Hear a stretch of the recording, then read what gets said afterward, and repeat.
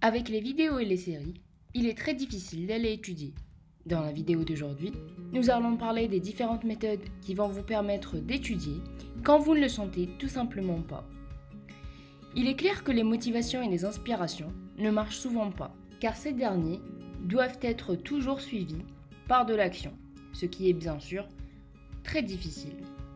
La première étape est d'évaluer l'état des choses. Vous voulez changer vos habitudes et stratégies car vous savez qu'elles ne marchent pas. Pour le faire, vous devez d'abord voir ce qui cloche. Pour pouvoir optimiser vos habitudes de façon à mettre un minimum d'efforts pour le plus de résultats possible.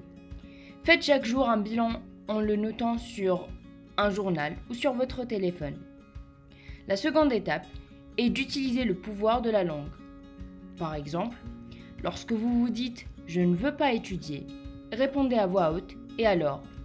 Cela permet de dire à votre subconscient que vous contrôlez vos émotions et vos sensations.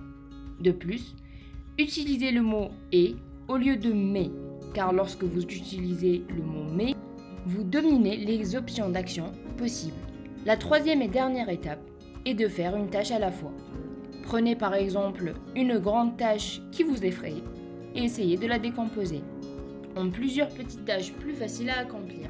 Par exemple, au lieu d'étudier tout un chapitre en une journée, étudiez une petite partie du chapitre chaque jour de la semaine.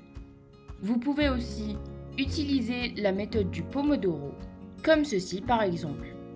Au lieu d'étudier par exemple 3 heures d'affilée, vous étudiez 25 minutes, puis vous prenez une pause de 5 à 10 minutes et vous recommencez. Voilà, c'est tout pour aujourd'hui. J'espère que la vidéo vous a plu et à la semaine prochaine.